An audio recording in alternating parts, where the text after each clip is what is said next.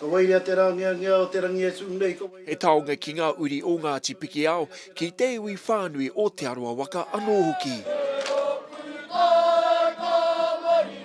Kei roto o hine kura i te marae o te Waiiti, kua whakakao mai ngā tamariki mokopuna me ngā pakeke kia whakanui te whakarewatanga o ngā pukapuka e toru.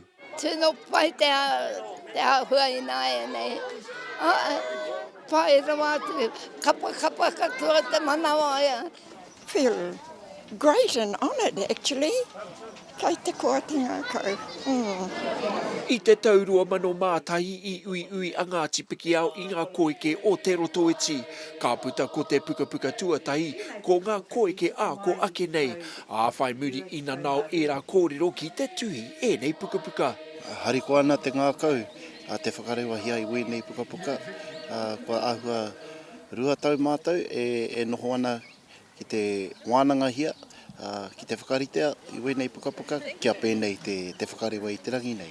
Pai mehe mea ka aro mai ngā tamariki nei nei.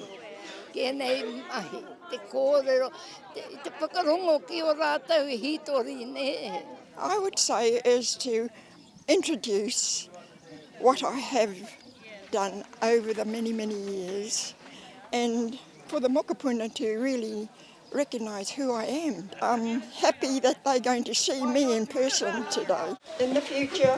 Hei tā mihaka ko te tikanga a te kohi i ngā kōrero, mā tauranga whiako o koe mā, a kia aki i ngā rangatahi i ngā pakeke o enei rā. Ko ngā pera pēti te tehi, noho ai tēnei kuia ki Maurea.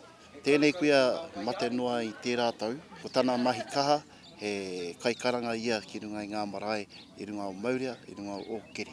Ko ngā whakawairangi hohepa, kia nei ko neni nāna. Ko ia te tino, ko ia tāu ki o Ngāti Pikiao, Ngāti rongo mai, me tāna hono kia Waikato hoki, ko tāna ingoa Waikato ko hotu mauea. Ko ia te tino kaitautoko o ngā marae me ngā karapu o te Rotoiti nei. Ma te kino lawless, ko ia tētahi o ngā tino kairaranga o Ngāti Pikiao nei, e haere atu ana ki te wānanga tonu, ki roto i ngā mahi raranga hoki. E rua tau ki te tui e nei pukapuka, ko te Health Research Council te pūtea tautoko, a ko te rūnanga o Ngāti Pikiao, te kaiparehi. Pakeke roa te rātau, ko mohi o rātau. I pēnei te noho a te iwi nei. Koe nei a rātau mahi.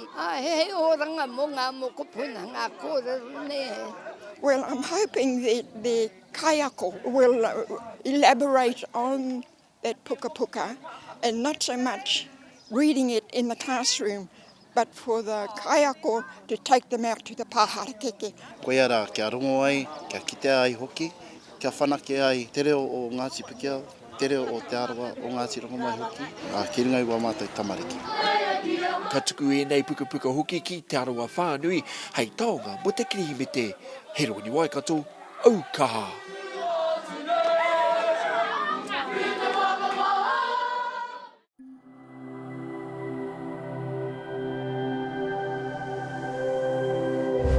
Ko te reo, te take.